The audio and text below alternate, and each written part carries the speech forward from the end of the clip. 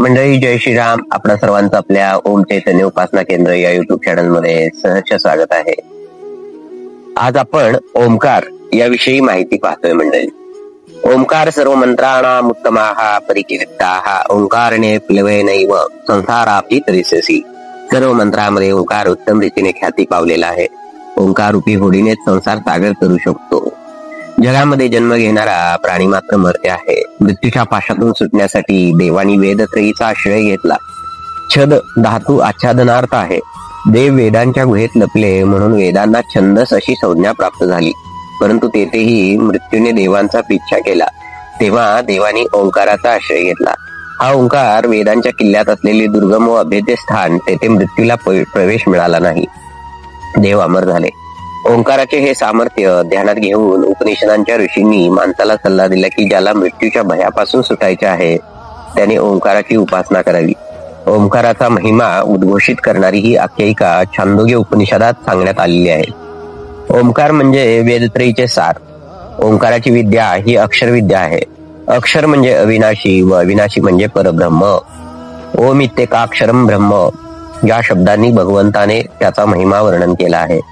वेदांच्या उपासनेपासून फार फार तर स्वर्ग मिळेल, पण ओंकाराच्या उपासनेपासून साक्षात अमृत तत्वाची प्राप्ती होते. ओंकाराचीच प्रणव, उद्गीत अशी दुसरी दोन नावे आहेत. नू धातूचा अर्थ आहे स्तुती करणे. या धातूला उपसर्ग प्रणव शब्द बनला आहे. याचा अर्थ प्रकर्षरित्या केलेली स्तुती किंवा उत्तम स्तोत्र असा होऊ शकतो. उत्तम स्तोत्र परब्रह्माची स्तुतीच असते. परब्रह्माची स्तुती करताना सर्वच वाङ्मय अपुरे असल्याचे सिद्ध होते. तेथे शब्द चापल्य कामाला येत नाही. यतो वाचो निवर्तन्ते अप्राप्य मनसासह. ओंकाराचेच दुसरे नाव उद्गीत आहे. गै धातूचा अर्थ आहे गाणे. त्याला उपसर्ग लावून हा शब्द बनवला आहे. त्याचा अर्थ देखील उच्च गीत किंवा उत्तम स्तुती असाच होतो.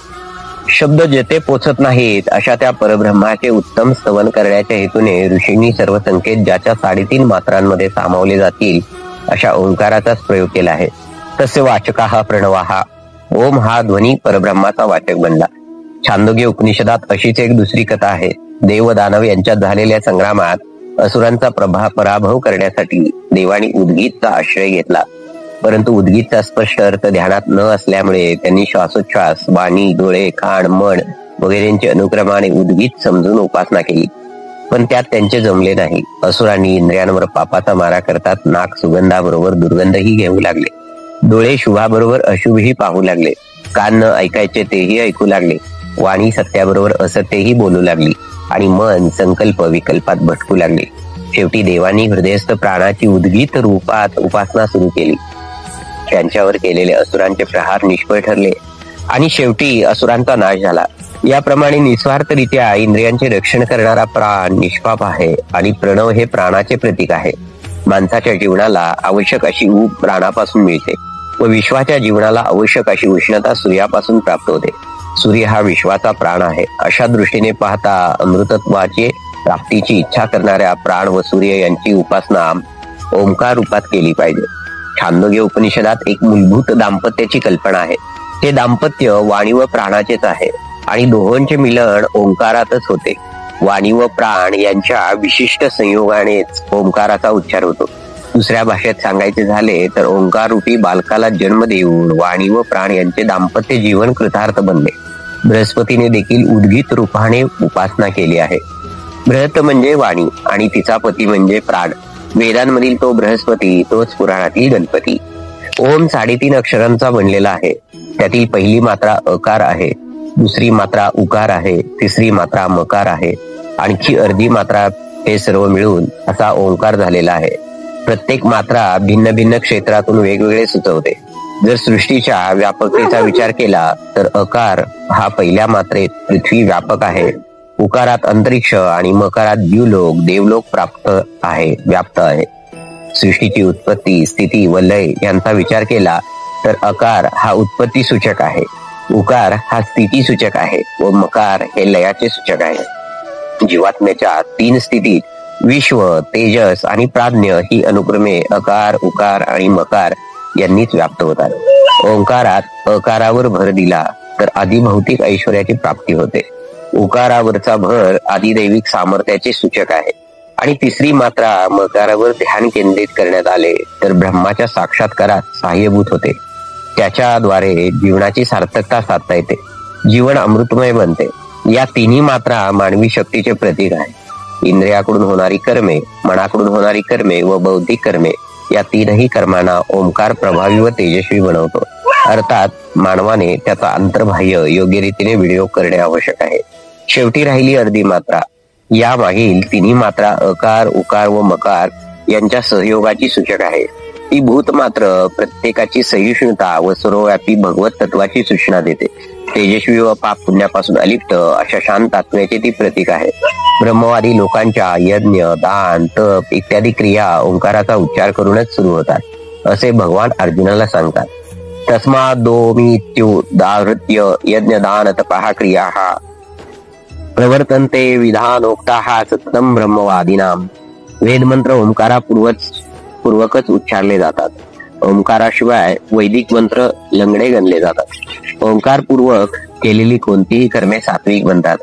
ओंकार हा कर्माच्या प्रारंभात अंधारात दीपक किंवा वाळवंटात वाट दाखवणाऱ्या माहितगारासारखा आहे. आरंभलेल्या कामाला शेवटपर्यंत पोहोचवण्यात तो मदत करतो. एवढेच नाही तर कर्मात असलेले दोष देखील तो दूर करतो. कर्माच्या बंधनातून सुटण्यासाठी ऋषींनी एक युक्ती शोधून काढली आणि ती युक्ती म्हणजे आहे ओंकाराची. कर्माच्या आरंभात ओम तत्सत म्हटल्यानंतर यज्ञ, दान इत्यादी कर्मे बाधक न बनता मोक्षदायक बनतात. ओंकार बिंदू संयुक्तम नित्यम ध्यायन्ति योगिनाः कामदम मोक्षदम च ओंकाराय नमो नमः. समग्र विश्व ओंकारात सामावले जाते. इच्छासिद्धी व मोक्ष प्राप्ती सर्व ज्यात समाविष्ट होते अशा ओंकाराचे योगीजन सतत ध्यान करतात. ओंकाराची उपासना करण्यासाठी योग्य अधिकार असला पाहिजे. दृश्य किंवा श्राव्य जगाच्या विषयासाठी संपूर्ण विरक्ती निर्माण होत नाही तोपर्यंत ओंकाराची उपासना करणे हा अनाधिकारी प्रयत्न आहे. दृष्टानुश्रविक विषय वितुष्ण वशिकार संज्ञा वैराग्यम. योगसूत्र.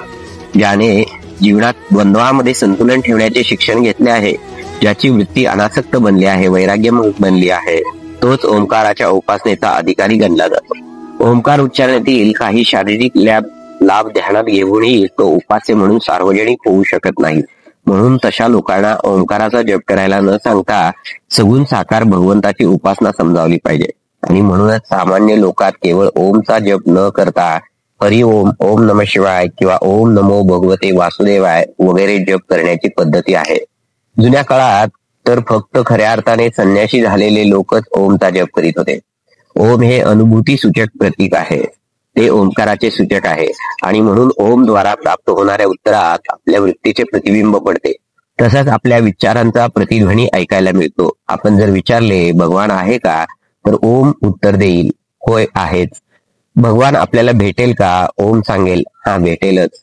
भगवान भेटणे कठीण आहे का, ओम सांगेल हो कठीण आहे. याप्रमाणे निराश झालेला तो हिंमत देतो आणि उतावीळ बनलेल्यांना साधना व तपश्चर्यांचे महत्व समजावतो. ओंकार आपल्याला वेढा आशावाद व दुर्बल निराशावाद यांच्यात संतुलन ठेवायला शिकवतो. सारांश. ओंकार परब्रह्माचे प्रतीक आहे. ब्रह्मविद्येचा समग्र अर्थ ओंकारात संकलित झालेला आहे. म्हणून 3 मात्रांनी समग्र सृष्टीला समावून घेतो, तर शेष उरलेल्या अर्ध्या मात्रेने सृष्टी कार्याला स्वतःमध्ये समाविष्ट करून घेतो. तो आसक्तीचे भरत वाक्य आहे आणि अनासक्तीची नांदी आहे. तो प्राण, वेद व परब्रह्म यांचे तेजपुंज असे प्रतीक आहे. ओंकाराला जर त्याच्या खऱ्या अर्थात आत्मसात करून घेतले तर विश्वंभर स्वतः आपल्या हृदयांगणात येऊन खेळू लागेल. म्हणूनच उपनिषदांनी उद्घोष केला आहे की ओंकार प्रभवा देवा, ओंकार प्रभवा सुरा, ओंकार प्रभवम सर्वम तलुक्यं चराचरम. प्रभू सियावर रामचंद्र की जय. मंडळी, आपला सर्वांना विनंती आहे, आपण आज ओंकाराची माहिती पाहिलेली आहे.